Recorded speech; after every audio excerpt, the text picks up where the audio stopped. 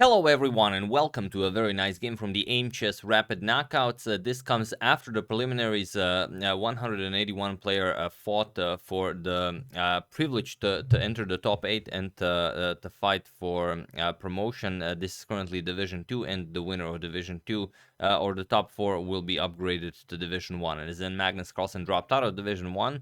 Now he really wants to re-enter. And out of those 181 players, those who qualified for the knockouts are these gentlemen here. So Levon, Magnus, Itsuraga, Tabatabai, Ivan Saric, Gata Kamsky, Parham Maksulu, and Wesley So. And the funny thing about this tournament is that the top 4 get to choose who they fight in the knockout. So Levon chose Gata Kamsky, and then Magnus it was his turn to choose, and he chose Ivan Saric. And it's no wonder that he chose him. Saric is one of the few players in the world that has a positive score against Magnus Carlsen in classical chess. He defeated him.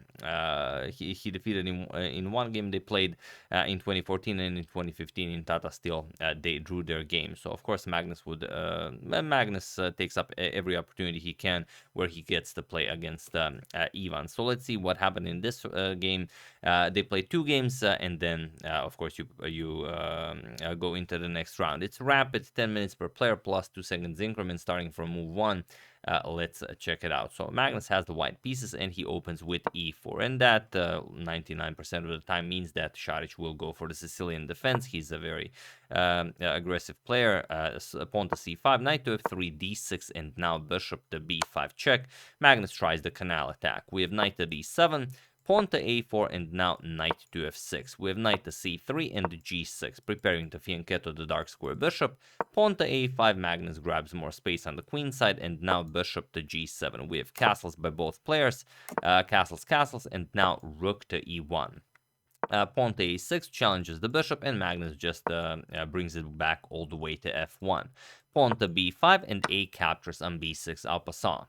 Now, this has all been seen before. You could also just recapture here, but Saric develops the bishop. First, bishop to b7, and now d3 and rook to a3 are known moves. Magnus plays rook to a2, and it is now, as of move 11, that we have a completely new game. The idea behind it being that, of course, you want to play b3, bishop to b2. Your bishop will be guarded on b2 by the rook, and at some point you want to move the queen and double up on the a file, maybe put pressure on black's a pawn. So those are all general ideas. So queen captures on b2, on b6 we have pawn to b3, and now knight to g4, opening up the dark square bishop, but not a problem. h3, knight to e5, and now knight to d5, grabbing more space here. Knight captures on f3, queen captures, and queen back to d8, guarding the e7 pawn. Bishop to b2, offering a trade of bishops, and now Saric just trades. Bishop captures, rook captures, and now pawn to a5. Magnus just brings the rook back, rook to a2. That was the idea for this rook all along. Now this rook can come to a2. You can double up here. Pawn to e6 chases away the knight, and knight to c3. And now knight to e5. An excellent square for Saric's knight. Queen to g3, and now knight to c6. Remaneuvering all the way to d4 could be an even better square.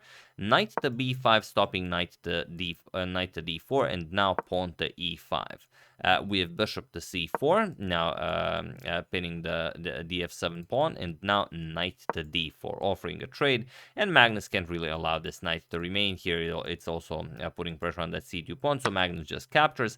Knight captures on d4, c captures, and pawn to d3. Now we have king to h8, getting off of this diagonal, so Saric can execute f5, and just rook e to a1. For the moment, Saric is defending the a5 pawn, but that also means his rook and queen have to remain there. Pawn to f5 as planned, and now pawn to f3. We have captures on e4, d captures on e4, and now bishop to c6. We have queen to e1.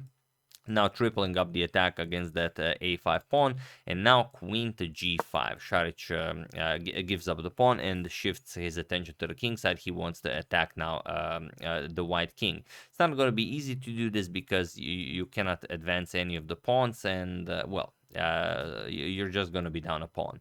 So pawn to h4, Magnus throws in this move, maybe an unnecessary one. You could also just start capturing on a5, but okay, Magnus throws it in. Pawn to h4, queen to f4, and now rook captures on a5. We have rook captures, and now pawn to g5. If anything, this move helps Saric open up the king side a little bit. H captures, queen captures, and now rook to a6. And here, Magnus is the one pushing for a win here. He's up a pawn, and he has 5 minutes on the clock. Saric has a minute and a half, so he has to be very careful. We have rook to c8, and now Magnus plays this super tricky move, rook to b6. The idea behind it is that you want to attack the rook. Of course, the rook has to remain on the c file because the bishop would hang. So, but the idea is bishop to e6, rook to c7, then you deliver a check, rook to b8 with check, king to g7, and of course rook to g7 with check, as the bishop also controls that square. So you give a check and then you pick up the queen on g5. So that's the idea. So Saric has to figure out a way out of this. He finds it, pawn to h5. This gives up, frees up the h7 square for the black king. So after that check is given, he can just play king to h7 instead of going to the g file. And now it also prevents this, because now if bishop to e6, look at this, bishop to d7 can be played. This is what Saric found in this time scramble. Point is that you cannot capture. If you capture, then rook captures on c2, and how do you defend checkmate? You have to defend with a queen, and after queen f1, rook c1 just wins the white queen. So not the best. So instead, king to h2. Magnus spots this at the end of the line, that his king should not be on the back rank, and now Saric advances the pawn further, pawn to h4. Now the queen will have some very nasty checks here. Bishop to e6 by Magnus, and now we have rook to c7, and this rook to c7 is well, a suboptimal move to say the least. The way to play this is pawn to d3. It's a very tricky move, but the point is that if you capture the rook, then you advance the pawn all the way to d2, and after queen to g1, now you play queen to g3 check, and after king to h1, now you play queen to e1, and okay, you will win the queen. Of course, you will have to give up the bishop. Queen captures, king captures, and now d1 queen. You will have a queen against a rook and bishop. With the precise play, this should be a draw. But basically what you have to do after d3 is not capture the rook. You play c captures on d3, and again bishop to d7, and okay, now you can capture it, but then after captures, rook to c2, and again you will have a queen for two pieces. The queen still has to defend, or you play bishop to g4, then just rook to c1. It will again be very problematic. If king to f2, queen to f4 with check, now you have to play g3, h captures, and g3 with check, queen captures, and now rook to h1 with check, king g2, rook g2 check, rook to g1 check, king will move or capture, of course, then queen captures on g3 with check, and now again a queen against a bishop and the rook with those pawns fairly nicely defended. Should yield nothing more than a draw. But Saric played rook to c7, and now we have king to h3 by Magnus. Why king to h3, you're probably asking yourselves? Well, because rook to b8 checked right away, king h7, and the rook to g8 isn't all that impressive. There's queen to f4 with check, and you know, nothing there.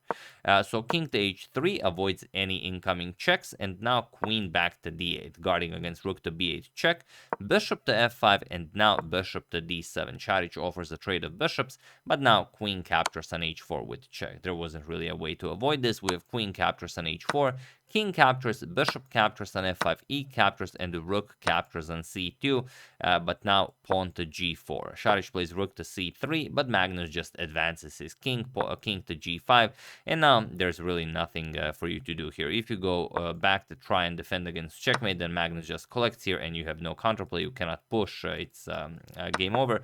So Saric played rook captures on f3, but he was also very low on time and also in a lost position, so you know, he had to play something. Magnus just played king to g6, and he was in this position on move 44 that Ivan Saric resigned the game, as there is nothing more to be done here. So very nicely done. The threat, of course, rook to b8 check. This is you cannot defend against this. You could play some silly moves like rook c3, rook b8 check, and then rook to c8, but that would only prolong the game, or rather the suffering for 3 more moves.